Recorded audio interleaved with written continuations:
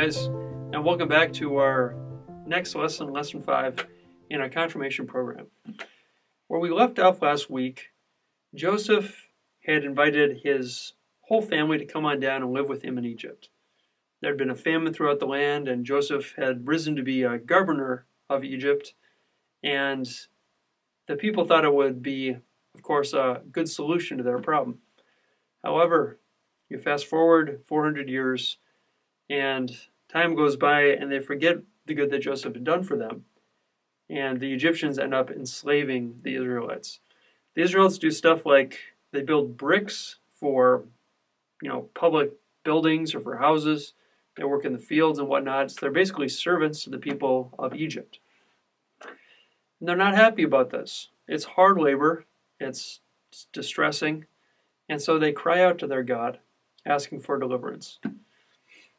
This is the scene on which Moses enters the story. At the beginning of Moses' life, when he's just born as a baby, Pharaoh, the ruler of Egypt, is getting afraid that the Hebrew peoples are getting too numerous. There are a little too many of them, a little too strong and powerful now. And so he orders that all the male infants will be killed. Moses, of course, is a male infant. And what his mother does to save his life is, after she's concealed him and protected him for a few months, hidden him, she ends up making a basket and putting Moses in it and floating him down the river while he sees that one of Pharaoh's daughters is bathing nearby. It works. Pharaoh's daughter sees the baby Moses, she has pity on him, picks him up, and ends up actually contracting with his mother, you can read it in the Bible yourself, to nurse and raise him. This is the way that Moses is saved. And Moses' name actually is from the water, or out of the water, drawn from the water. And this is the beginning of Moses' life. He grows up, and he himself, in a little bit like Joseph, is an overseer of sorts in Egypt. And after a couple violent incidents, he ends up fleeing, and he runs far away, trying to start a new life away from Egypt, away from his enslaved people. And there, far away, he meets a beautiful young lady named Zipporah. He gets along well with her father, Jethro, and they end up getting married. Not Jethro, but Zipporah and Moses. And there he prospers, he settles, and makes the area his home. This is the story, the beginning of Moses. However, God is not done with Moses. There are still the Hebrew people who are enslaved, and distressfully so, in Egypt. And one day, as Moses is out taking care of the flocks, famously God speaks to him out of a burning bush.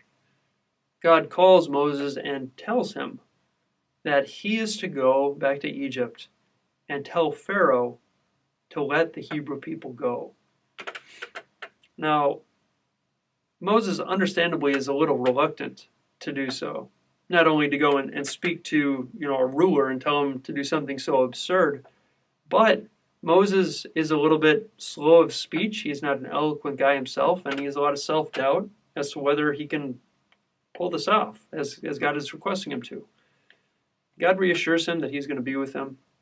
Moreover, he calls his brother to come and to help him out, his brother Aaron.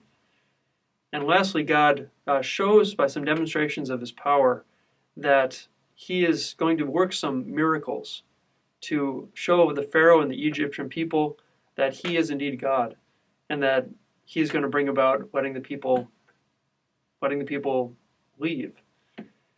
So Moses relents. He goes back to Egypt with his brother Aaron and with his new confidence in God. And he talks to Pharaoh and says, "Let my people go. We have to go and serve our God and worship him." And Pharaoh, not surprisingly, thinks this is a bad idea. And he says, no, the people are going to stay here. That's when what's called the plague of Egypt begins. where God works his miraculous power as a demonstration to strike awe and fear into the people of Egypt so that they will indeed let the Hebrew people go. But Pharaoh also famously has an obstinate heart. He is stubborn, and he's not going to let them go easy. Over a period of days, God visits successive natural disasters and plagues on the Egyptian people. These range from turning the Nile from water into blood, which is putrefying. Frogs come out of the waters and are kind of found everywhere, causing a lot of problems. There's big swarms of fleas and of flies and of locusts that bother people and eat the crops. And worst of all, there's a big plagues on the cattle and great hailstorms from the sky that cause all sorts of distress on the crops and the livestock. Each of these times, Moses goes and begs Pharaoh to let the people go, and Pharaoh insists that he will not. Finally, God visits a very destructive and very, very harmful plague on the people of Egypt, and it's the taking of the firstborn child. And in this final plague, the firstborn of all the Egyptians is killed. And in this great sorrow and this great loss, Pharaoh does indeed finally relent to let the people go. This is known as the plagues of Egypt. Now, this last plague has a big caveat on it for the Hebrew people. God, in this final act against the Egyptians, tells the Israelites, the Hebrews, to do something different. He says, go and take a lamb and sacrifice a lamb and prepare yourselves a special meal. Cook the lamb. I don't know if you guys all have or enjoy lamb, but he said eat that with some bitter herbs like some salad and some what they call unleavened bread, or basically flat bread or pita bread.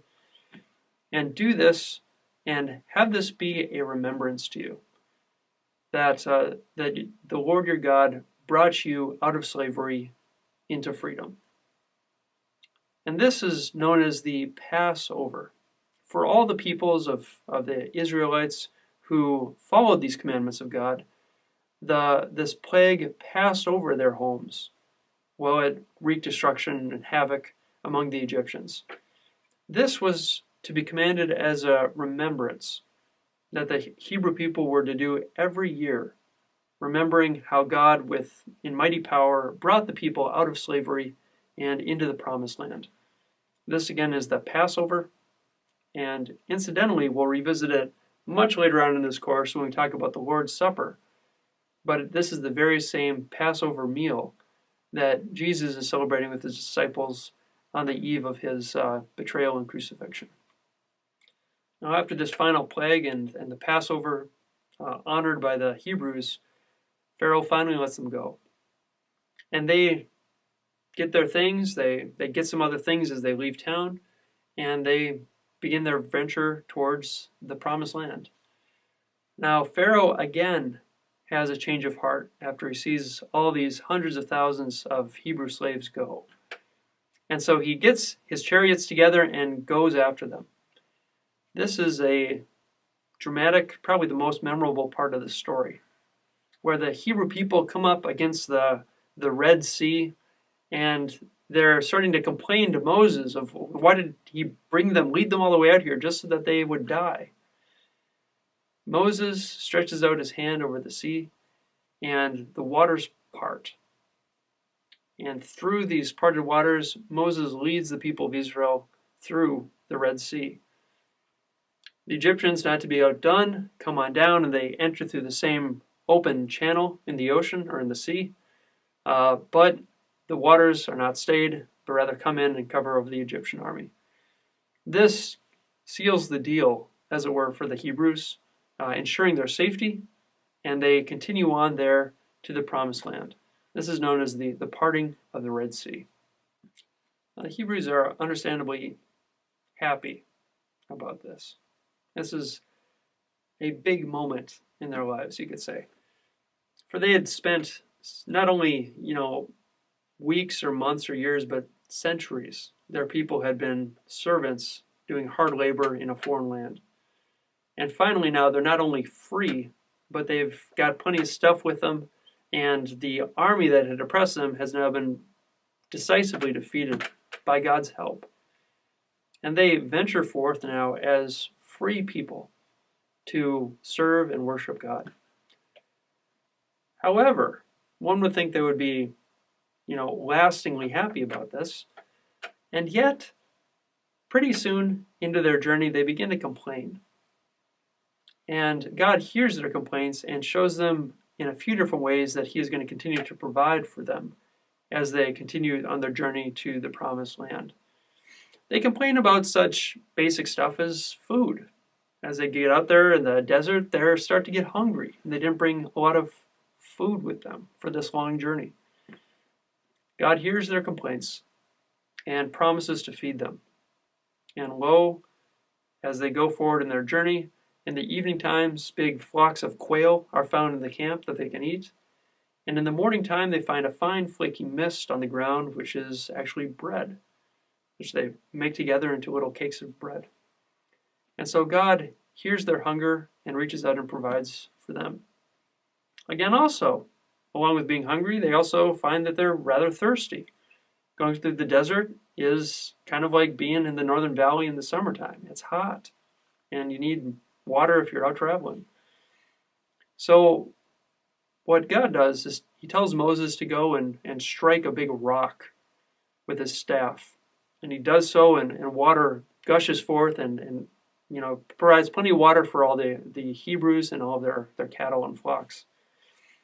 In this ways, God is continuing to both provide for them in their need, but also chasten them or begin to form them to trust Him, knowing that all of their needs are going to be met, no matter how difficult or hard or desperate the situation might seem. God saves them from an army. God saves them from starvation. God saves them from, what is the word? Running out of water and dying from dehydration.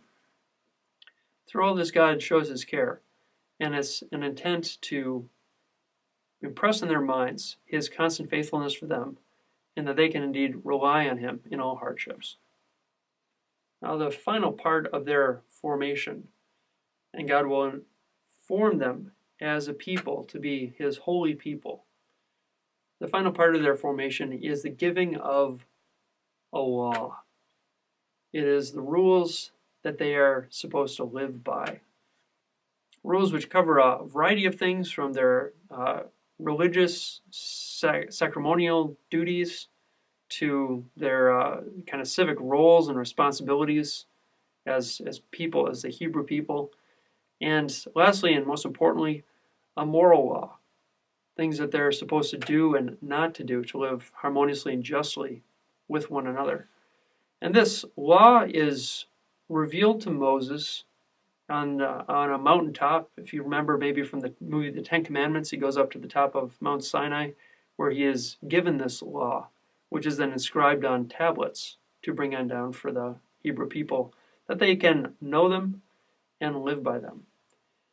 And the beginning of this law that God gives is 10 rules, so important that they're known as the 10 Commandments. Now, you've probably heard of these before if you don't already know them. And by the end of the course, you're certainly going to know them because they will be memorized as part of the requirements for this course. But the 10 Commandments are basically rules that cement their relationship to God and outline the most basic fundamental moral rules that are to govern their lives as people together. Firstly, it's, there is only one God, God alone, and we're not to make any graven images of Him. No idols. Second, we're not to take the Lord's name in vain. We're neither to swear or curse by the Lord's name, nor are we to talk about it frivolously or, uselessly. It's to be sacred. Lastly, and pertaining to God, we're supposed to take a Sabbath, honor the Sabbath, and keep it holy. Or we work for 6 days through the week, and the seventh is supposed to be a special sacred day for the Lord. The fourth commandment is to honor your father and mother. The fifth is to not kill, sometimes translated as to not murder. The sixth is to not steal. Seventh is to not commit adultery. The eighth is to not bear false witness or not to lie. You're kind of getting the gist. It's the kind of the basic, most important right things that you're supposed to do or not do, right? The last, rounding out the 10 Commandments, is you're not supposed to covet your neighbor's house or his wife or his property, anything that belongs to him. And covet is a special word that means it's kind of like being jealous or envious, but to the point of kind of desiring in a wrong, malicious, overly jealous way, something that belongs to someone else. This is the beginning of the law with a big capital L. And the next 3.5 books of the Bible, all the way through the rest of Exodus, Leviticus, Numbers, and Deuteronomy, large portions of each book are made up of the explanation of the law. You can breeze forward if you want, especially Leviticus and Deuteronomy. And a lot of it is prescriptions of what people are to do in certain situations, rituals they're supposed to follow, sacrifices they're supposed to make. It's a great long law book. And this is important again because it provides the foundation on which this Hebrew society is to be built, but it also shapes and molds and forms them. That in living it, it draws them closer to God, and it makes them a just, righteous, godly people. This law is important. It's going to have repercussions throughout the rest of the Old Testament. It's going to be a major point of address in the New Testament, and its establishment through Moses is one of the significant moments here in the Old Testament story. So that's the general outline of the lifetimes of Moses and his significance in leading the people of Israel out of slavery into freedom and giving them a law from God which they are to abide by. Now you can find the story yourself in the Bible in the book of Exodus. What we've talked about is chapters 1 through 20. 1 is where he's born, and 20 is the giving of the 10 Commandments. And so please feel free to find the whole story right from the source there. Or there have been a couple good renditions made in movie format. One called The 10 Commandments is probably 50, 60 years old now, with Charlton Heston as lead actor. More recently, maybe 5 or 6 years old now, is another animated film called The Prince of Egypt. Feel free to check out either of those. They're nice dramatic portrayals of the life of Moses. But whether you read about it or whether you see it on film, I hope it further deepens your understanding of the story of God's people and also how he now begins to shape them to live faithfully with him. So God bless you in your studies this week.